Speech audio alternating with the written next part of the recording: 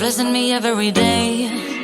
I was down with an illusion, like a sparrow with broken wings, but now I shine with your reflection on me. All right, everyone, welcome to the next mindfulness challenge. Okay, so since this week's theme is kind of like anxiety, dealing with that, finding tools and resources to do that through yoga and meditation and all that, I figured this week's challenge could be that too as well.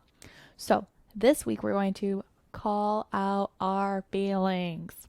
What does that mean? So basically it's whenever you're feeling a certain way, it can be whatever the case may be, you're going to call it out. And you can call it out in person if you want, but mostly in your head or so. So say you're at work and you're kind of just like feeling this feeling.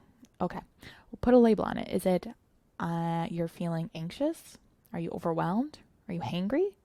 So whatever the case is, whatever this feeling is you're feeling, you're going to be like, okay,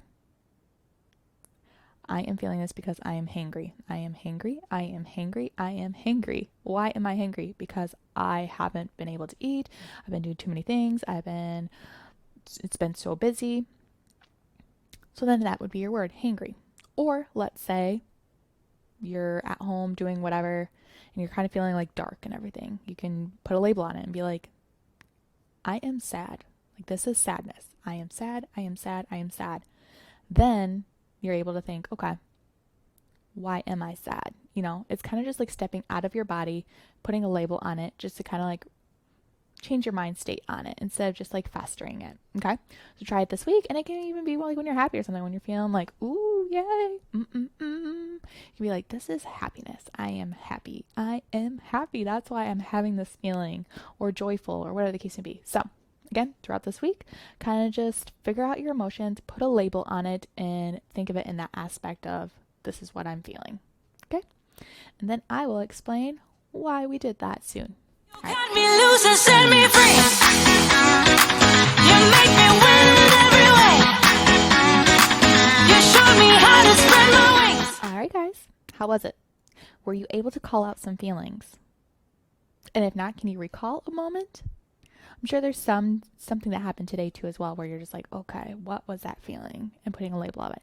Usually kind of works a little bit better if you're in the situation, but even if you're just being able to just like analyze and acknowledge that works too as well. So basically why I had you call out your feelings was because it helps you step out of that moment and separate it from yourself, rather than having those emotions and letting it fester and then spiraling down and being like, oh my gosh, the world's gonna end. Why did I do that? I'm so stupid.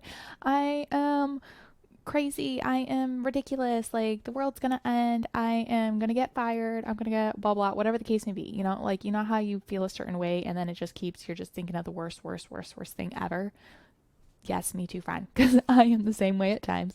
But this has kind of helped me at times to kind of just step out. Again, as we talked about earlier in the week, labeling a certain feeling, like let's say you're feeling sad.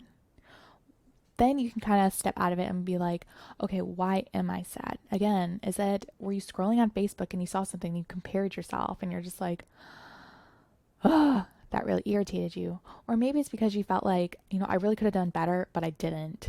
Or maybe it's just because you lost somebody, or you're going to lose someone, or you're changing your route, whatever the case may be. It's really nice to just kind of like put a label on it, step away from it, and just say, okay, it's not necessarily me, but it's the situation and what I'm feeling in this situation. And again, it can be with like happiness too as well, when you're just like, oh my gosh, like things are amazing. You can be like, okay, this feeling is being just joyful. Like I am living in the moment. I'm just feeling that joy and everything. So basically this helps, again, just kind of like with that emotional literacy of just like acknowledging your feelings. Why are you feeling it? And just kind of assessing it.